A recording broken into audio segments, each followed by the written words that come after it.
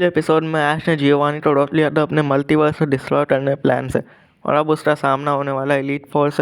उसे सिर्फ 8 पोकेमॉन से एलीट फोर्स के पूरे मेंबर को डिफीट करना, यानी कि उसके 5 पोकेमॉन को। और अब ऐश जाता है एलीट फोर्स से लड़ने। पहली मेंबर होती है लॉर्डलाय। लॉर्डलाय का पहला पोकेमॉन होता है ड्यूरॉन।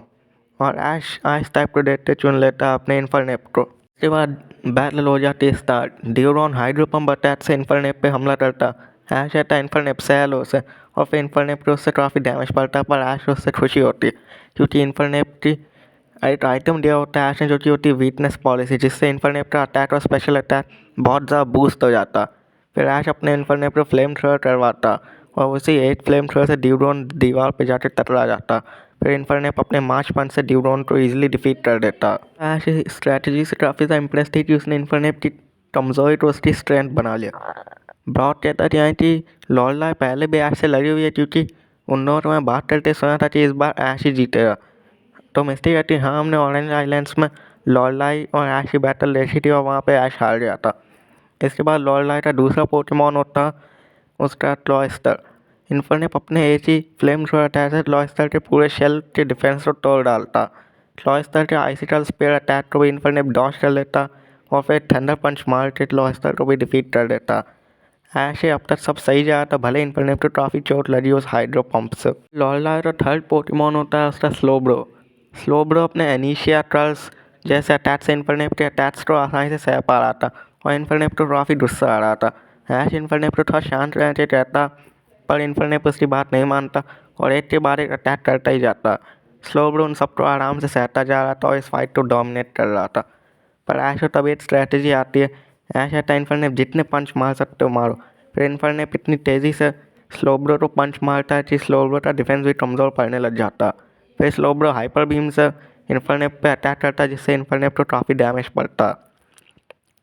पर इस हाइपर बीम की वजह से अब स्लोब्रो हिल नहीं सकता था। फिर इन्फरनेप अपने ओवर हीट अटैक से स्लोब्रो को भी हरा देता। ऐसे इन्फरनेप ने काफ़ी डैमेज ज़रूर सहा, लेकिन उसने लॉर्डलाय के 3 पोकेमॉन को तो हरा दिया और तीनों ही वाटर टाइप थे। सरीना ऐश से कहती है कि ऐश तुम्हें जोश से नहीं, थोड़े होश से काम लेना चाहिए और इन्फरनेप को थोड़े काबू में रखना चाहिए, वरना जब वो अपनी ब्लेज एबिलिटी अभी एक्टिवेट कर ले तो तुम्हारे लिए मुश्किल हो जाएगी।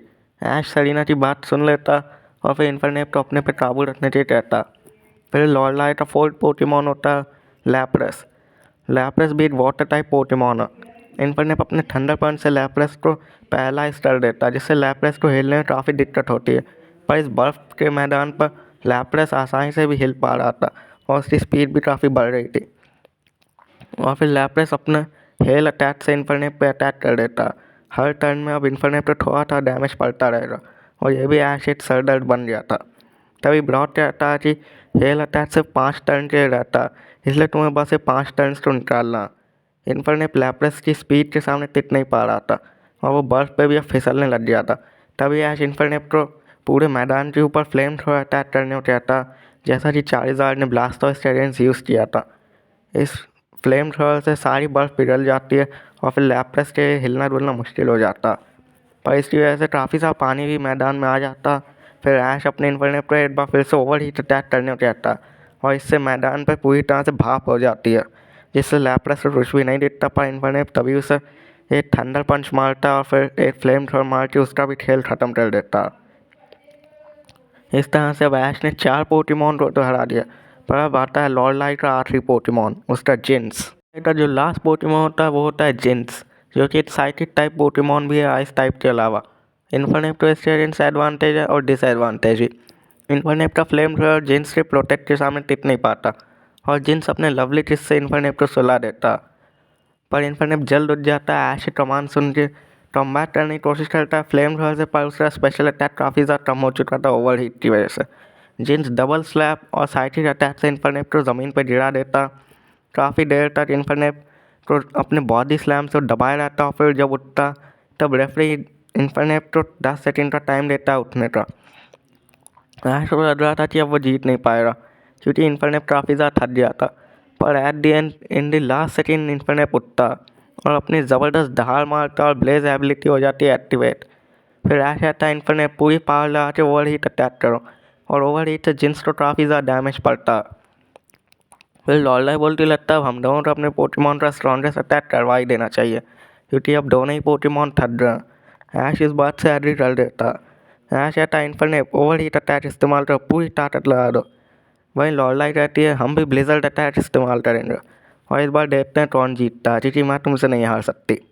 फिर दोनों पोकेमॉन अपना स्ट्रॉन्गेस्ट अटैक यूज़ करते हैं।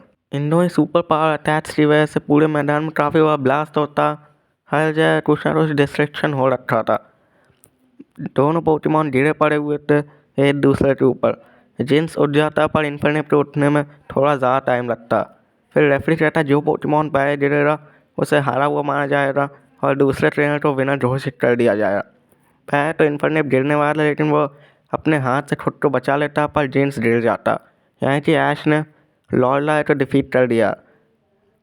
फिर ऐश को बैटल करना होगा ब्रूनो से और उसके लिए वो स्मैश से चूज़ करता अपने ऐश ग्रीनिंजा को नहीं, अपने ऐश ग्रीनिंजा को।